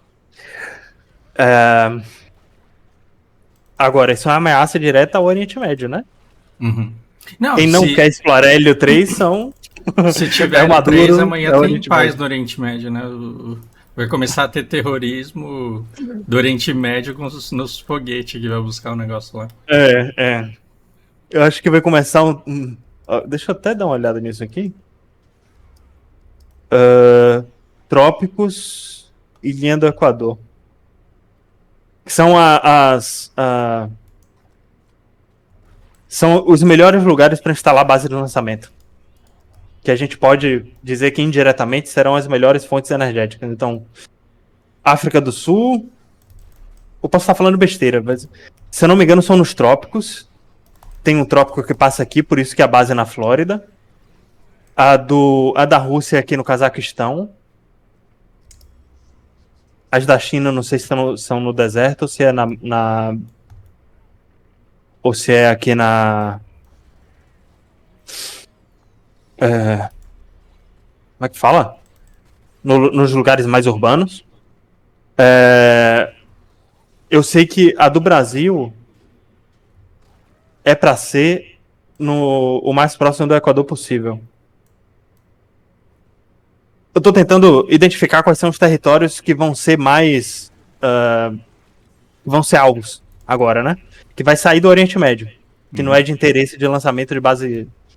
é só de extração de petróleo. E que a gente vai usar esse petróleo muito ainda até extrair todo o hélio 3 necessário para substituir a fonte energética. Mas que esses territórios serão ameaçados por isso aí com certeza. O que acontece? Tá tendo a corrida espacial agora para ver quem chega na Lua primeiro. E o Putin tem ameaçado derrubar o que quer que seja que estivesse passando se a Rússia e a China dominarem a Lua, dominarem a extração de hélio 3 e os Estados Unidos resolverem ir para lá também. Porque a Lua não é de ninguém, né? Uhum. A Lua tem umas bandeiras de uns países que se meteram engraçado lá, de coloquei a bandeira aqui primeiro, agora é meu. Que é assim que a gente trata a Terra, né? Uhum. Quando você descobre uma ilha no meio do nada, tá em águas internacionais, não é de ninguém, você coloca sua bandeira, é seu. Acho que não tem mais ilha para ser descoberta, mas funcionou assim por muito tempo. Uhum. Então eles quiseram tratar a Lua da mesma forma. Só que os astronautas não estão nem aí pra essa porra. Não estão nem aí pra geopolítica. Não estão nem aí pra invasão da Ucrânia, pra conflitos de interesses entre chineses, russos, americanos, indianos. Todo mundo se dá bem lá em cima. E aí... É justamente o que o Melkor tá falando aí, o que o Sakane tava falando durante as lives dele aí durante a semana. Que astronautas russos e americanos estão muito acostumados a cooperar para você cortar essas relações de vez e colocarem militares no espaço agora. Ou ensinarem esses caras a derrubar... ensinar a derrubar a nave do outro. É foda, né? Parecia que... Cientistas colegas trabalhando junto há décadas e vão ser separados por causa dessa putaria aí. O governo tá dizendo agora é pra vocês serem inimigos agora. Né? Daqui pra frente vocês são inimigos e... Pô, corta o contato de vocês. Até a invasão da Ucrânia parecia que... Não sei se vocês jogaram Halo. Parecia que ia ser a humanidade no espaço. Ia ser a humanidade como uma coisa só no espaço. Hoje eu não sei mais. Se aparecer ET aqui, vai todo mundo tentar fazer aliança com os caras, velho. Vai todo mundo pedir pra matar alguém ali do outro lado do mundo. Invade a China pra mim. Exatamente. Baixa uns ET fudidos aqui pra ver se os Estados Unidos não pedem pra destruir a China.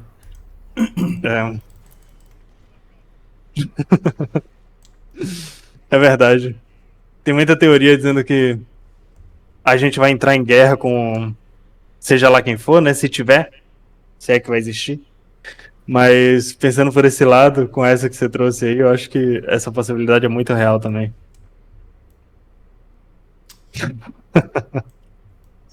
Bizarro. O Melkor tá confirmando o que eu tinha em mente aqui. Linha do Equador e polos. Então, coitado do Quênia, da Somália, da do Congo, mais uma vez, do Gabão, do Mar do Sul da China, mais uma vez.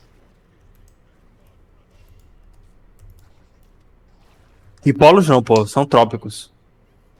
Nos trópicos, quando tá em... Deixa eu lembrar como é. Eu acho que é primavera e outono. O Equador tá mais próximo do Sol. Tenho quase certeza que é isso. E quando é verão, inverno, é quando os trópicos estão mais próximos do Sol. E aí é quando tá mais propício, é quando tá mais fácil de tirar um foguete da Terra. Que aí você aproveita a gravidade. E se aproveita a rotação da Terra também. E aí o Sakane e os especialistas que me corrijam. Mas, em resumo, é isso. Ah, uma curiosidade que eu acho que vale a pena a gente trazer aqui. Eu já ouvi isso mais de uma vez. E se eu não me engano, o Sakane estava participando das duas conversas. Mas com... Ah, lembrei. Foi o Oliver Stunkel que lembrou disso daí que aconteceu com o Brasil. No que diz respeito à cooperação entre países para exploração do espaço. Uhum. A gente fornece inteligência. O ITA é uma das melhores faculdades uma das melhores formações de aeronáutica e aeroespacial que existem no mundo. O Brasil é referência de construção de aviões, para aviação, eu acho que até para a construção de foguetes poderia ser, se a gente tivesse entrado, né? Agora, por que a gente não entrou na cooperação de vez? Porque o Brasil, já que a gente tem território propício para lançar foguete, já que a gente tem... a gente ouviu isso antes no governo Lula, já tinha cooperação com chineses para fazer plataforma de lançamento do foguete. E aí o Bolsonaro fez o Itamaraty dar um cavalo de pau e tentar uma cooperação para a construção de uma base com os Estados Unidos aqui no Brasil. E o que acontece? Nas bases, não são bases, nos satélites, onde há cooperação, onde os astronautas estão cooperando para pesquisa, eu sei que tem uma que foi para plantação. A gente estava tentando, nessa de construir uma atmosfera em outro país, em outro planeta, né? Uhum. De tentar fazer com que a superfície de Marte seja amigável aos seres humanos, a gente precisa testar como as plantas sobrevivem no espaço, certo? Sim. E aí a gente tem o bioma mais rico da humanidade, né? No Brasil, então a gente manda nossas plantinhas para lá. E um dos trabalhos do Marcos Pontes lá foi levar tecnologias, levar coisas fabricadas do Brasil para lá. Só que aí, para o desenvolvimento dessa pesquisa, precisou que vários países mandassem, para além das plantas, mandassem algum tipo de equipamento para lá. E aí cada um ficou responsável por fabricar alguma coisa. O Brasil ficou responsável por fabricar uma peça e não entregou. Vergonha internacional. Não entregou por quê? Porque a gente é desleixado mesmo. Porque cortaram o orçamento no governo Bolsonaro? Não necessariamente. Dinheiro tinha, orçamento tinha. Mas a gente passou uma vergonha de... tinha um equipamento que era complexo. Passou 1 ano, passou 2 anos, a gente não mandou. E aí, por um ultimato, deram para o Brasil fabricar uma peça de plástico. E nem isso a gente fabricou. Louco. Era literalmente uma bandeja, era tipo um pallet sabe? Pra você colocar coisas em cima pra você armazenar. E aí de um material espacial lá que era um tipo de plástico que não deteriorava, que era propício pra gente levar pro espaço e pra colocar as plantinhas. Era um negócio bobo. Nem isso a gente fez.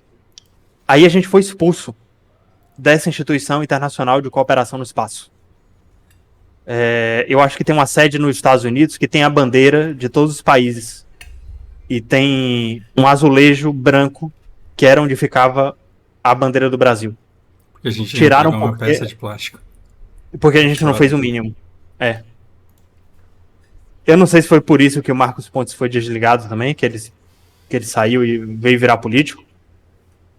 Mas o Brasil se isolou completamente. O Brasil, Na corrida no que diz espacial. respeito, na corrida espacial a gente está mais isolado que Israel.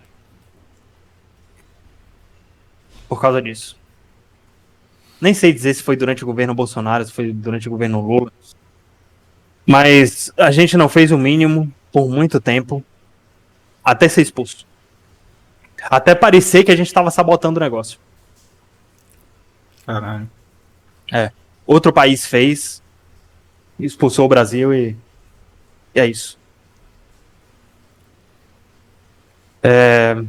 Pô, tem um comentário de uma pessoa que eu gostei muito lá no meu canal, na última conversa que a gente teve. Deixa eu responder ele aqui, que eu acho que merece. Só pra gente encerrar mesmo.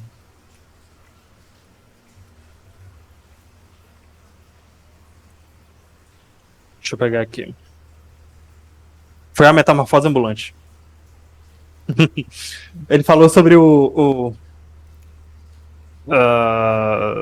acho que vale a pena eu ler o comentário dele. Espero que estejamos certos em relação ao movimento. E aí, já falando de nossa propaganda semanal de Movimento Brasil Livre. Acompanho o grupo ativamente desde 2017, mas nunca me envolvi a fundo a ponto de saber como os bastidores funcionam. Também ele fica feliz com o que eu trago aqui para vocês, né? Acabo dependendo de canais que não fazem parte do núcleo principal para me informar sobre as escolhas ocultas. Canais como o seu e de tantos outros estão sendo de suma importância para a minha mudança de profundo cético para alguém que confia e que até se vê parte do movimento. Entendo o lado do Fausto, que tem tendência enorme a fugir do maniqueísmo, e eu considero isso um elogio, e por isso possui uma visão que, sem dúvidas, tem papel crucial para frear a irracionalidade e trazer complexidade para as discussões. Acho que se a gente tivesse mais Faustos, eu acho que a gente teria menos problemas. Acho também que o efeito colateral dessa maneira de pensar seja uma equivalência de coisas que por vezes leva à inação. É complicado ter conhecimento da dor e se ver envolvido na política, que talvez seja a área de mais impacto na vida de todos os presentes e dos que ainda não nasceram. Porém, os que estão lá por vezes não demonstram sequer nossa mínima preocupação. Vou parar por aqui porque estou me achando chato, de jeito nenhum. Coloca o Fausto para pedalar, se ele é um eterno desconfiado. Nem mesmo o livro amarelo trará segurança para ele. Muito bom, muito bom, muito bom. Por que não vai trazer mesmo? Sim. Pode falar. Ele terminou? Tem aqui, deixa eu terminar então. O Kim, mesmo depois de tantos anos lidando com a grande influência, já disse que não tem plena convicção das próprias posições, e isso me parece um ótimo sinal. O Kim, eu admiro muito o Kim porque ele mostra que não tem opinião formada de muita coisa, e eu acho que é isso que você vê por parte do MBL e do Livro Amarelo, de que a gente não sabe exatamente o que a gente é, a gente sabe só o que a gente quer ser. Mas que em algum momento eu cheguei a dizer que não concordo tanto do Kim ser tão a cara do MBL, porque eu vejo o MBL muito mais com a cara do Renan, porque ele é mais combativo, e eu acho que o Renan mostra mas o que o MBL tem que ser se ele quiser chegar à relevância. Eu acho que o Kim Kataguiri é o que eu quero que o MBL seja institucionalmente, né? Mas pro público, eu acho necessário ser mais parecido com o Renan, o Arthur, o Barulhento, Combativo, do jeito que eu acho que é. Mas porque eu compacto mais com a visão de mundo dessas pessoas do que com qualquer outra coisa. E vale a pena eu complementar isso aqui com a resposta que eu dei a ele também, né? Fico feliz com o seu interesse em entender nossa batalha. Isso aqui eu acho que até queria que você tivesse lido, eu acho que você não leu, né? Já que você ficou surpreso com a resposta dele. Eu botei aqui: o ceticismo do Fausto é o equilíbrio perfeito entre o apoio crítico, o que todo mundo devia ter, e a desesperança de encontrar um político bem intencionado que faça diferença. E é o que eu acho perigoso porque mantém a população inerte. Sim, tipo, se você não acredita em nada, você é exatamente o que Lula e Bolsonaro querem que você seja. Ou seja, exatamente. Não, então, agora vamos lá. Eu vou fazer um negócio que tem que virar um corte aqui nesse canal e tem que ir para a capa do canal. Eu fico falando que eu não me envolvo com política, que eu não confio no MBL e tudo mais. Essa é a posição de um cidadão. Se todo mundo for igual eu, o país está fodido. Eu tô me dando ao luxo de não participar e não opinar e não defender um lado. Agora imagina se todo mundo quisesse ser folgado igual eu. Então, assim, o Lucas, ele tá trabalhando, cara. E se ele não trabalhar, aí os caras não vão ter oposição. E aí como que fica? Aí entrega pro Lula e pro Bolsonaro mesmo. Né? Então, eu acho que, assim, eu não sou um antagonista, hater do MBL. Eu tô tentando fazer o papel de advogado de diabo. Isso é saudável. Porque se eu ajudo os caras a identificarem uma coisa que eles não sabem responder, então eles vão lá, vão refletir e vão responder. A pretensão do caralho, né? Mas uma vez que você é o representante do MBL, entre nós dois aqui, né? Então, se eu tô fazendo o trabalho de advogado de diabo, eu não tô querendo ser contra a política. E eu voto nulo e me dou ao luxo de não me envolver porque eu posso. Mas se todo mundo quiser ser igual eu, fodeu. Aí eu vou ter que ir lá e eu vou ter que fazer alguma coisa. Deixando bem claro que você tá dizendo, velho, minha vida tá muito resolvida pra me importar com essa porra, então. Né? É porque eu acho que, assim, no mundo de extrema polarização, a gente tem que ter um pouco de racionalidade. E agora sim, eu entendo que essa minha posição de ser anti-maniqueísta, e isso, assim, tem explicação disso no canal, quando eu falo da minha irmã, eu sou muito resultado do que o transtorno da minha irmã fez com ela e fez comigo. Então, essa coisa anti-maniqueísta que eu tenho, ela te leva a uma aceitação que é perigosa para a sociedade. Então, eu posso ser conformado à sociedade inteira? Não, por favor. Uhum. Eu tenho uma ligação muito mais direta com a política, com os partidos políticos, porque isso que você está falando sobre a maneira como você vê o mundo é uma... Você está reafirmando o que algum filósofo famoso, que eu não sei exatamente qual, falou sobre o homem ser produto do meio. Se eu não me engano, é o Hobbes. Quase certeza. Ou é o Rousseau. Enfim. Eu sou muito mais envolvido com a política porque a esquerda, o PT, me fudeu. Entendeu? Muito. E minha família inteira. A gente teve a vontade ainda de... A gente passou por um tempo de prosperidade que a gente podia escolher entre abandonar o país ou tentar gerar riqueza. A gente escolheu gerar riqueza e se fudeu. E eu não quero que se repita. Eu não quero ver outras pessoas tentando gerar riqueza, tentando dar emprego. Em 2015. Exato. E fora isso, tem várias outras coisas. Até que eu tava conversando com um amigo meu que apresenta o podcast comigo, com o Gabriel. Um monte de coisa que eu prefiro nem abrir aqui, mas... Enfim, só pra afirmar que eu tenho muita ligação direta. Isso explica meu ódio ao PT.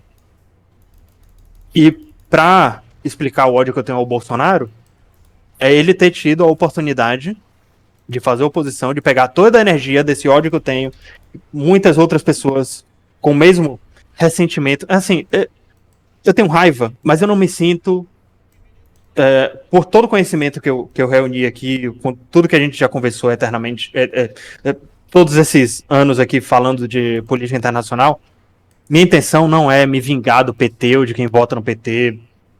Não exatamente. Eu só quero tirar a gente de lá. Eu não quero acabar com a vida de ninguém, eu não quero estragar o dia de ninguém. Eu quero ajudar a construir um país que funciona.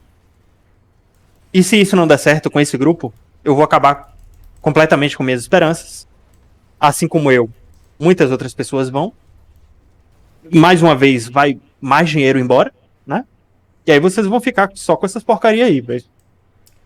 Paciência. Eu não tô me dando como solução pro Brasil, mas o único caminho possível e que não tem, que vocês não podem apontar o dedo na nossa cara e chamar a gente de ladrão, né? É o que eu mais, é o negócio que eu mais abraço, porque eu sei que foram os ladrões. E aí, os defensores de ditadura que me perdoem, claro que tinha corrupção na ditadura, a gente era proibido de, não é porque a gente era proibido de investigar que não tinha corrupção, né? Uhum, uhum. Então, por eu estar vendo um grupo legítimo, um monte de gente ao redor do Brasil inteiro que se parece comigo, é por identificação que as pessoas votam, é por identificação que eu estou unido com essas pessoas e que eu vejo legitimidade no discurso, nos atos e nos mandatos. As oportunidades que o MBL teve de chegar ao poder não decepcionou ninguém, nem o Arthur. Nem, até vocês me obrigam a defender o Arthur na Ucrânia. Mas enfim. O problema do Arthur na Ucrânia foi cabacice, não foi crime político, né? Então, uma coisa é o cara fazer rachadinha, fazer desvio, um contrato corrupto. O que ele fez foi uma molecada que teve que ser punida, né? Bom, sim. Se teve que ser punida, depende de quem avalia. Mas na legislação, só pra gente não ficar nesse mérito, porque né, esse papo até já me cansou bastante. De acordo com a legislação, você precisa cometer um crime para ser caçado. Falar besteira em um grupo de WhatsApp não é crime em lugar nenhum. Verdade. Não importa a besteira que você fale, não é crime. Outros crimes foram cometidos durante o mandato. Criminosos votaram na cassação do Arthur e são mandatários até hoje. E por essas e outras, ninguém se incomoda, né? Mas a gente tá aí pra mudar isso. Como a gente disse, assim como... Não dá pra acabar. Se vocês não... Se a instituição não for atacada de maneira antidemocrática, não vão acabar com a gente. No lugar do Arthur já apareceu mais um. E a gente aumentou o número de deputados, vereadores no Brasil inteiro e vai aumentar nessa eleição também. Então, imagina quando a gente tiver partido. Isso a gente tá fazendo só com dinheiro da gente mesmo, dinheiro privado. Uhum. Imagina quando tiver dinheiro público. E aí quem não gosta de democracia que reclame, né? A gente só tá agindo como todos os outros partidos. Mas, por último aqui, só pra gente encerrar, eu abracei aquela mesma premissa que você falou pro Juninho. Se a gente salvar o Juninho, a gente salva o Brasil. Se a gente convencer o Fausto a votar no vereador do MBL em Aracaju em 2024, a gente elege o Beraldo em 2026. Boa. Ou Danilo Gentili, né? Vamos saber. Mas com isso eu encerro por aqui, se você não quiser levantar mais nada. Tá bem. Estamos bem. Pessoal do chat, muito obrigado pela presença de vocês. Fausto, muito obrigado por mais essa. Cara, Semana que vem eu trago aqui qualquer novidade. eu que agradeço, é sempre um privilégio. Valeu. Até mais.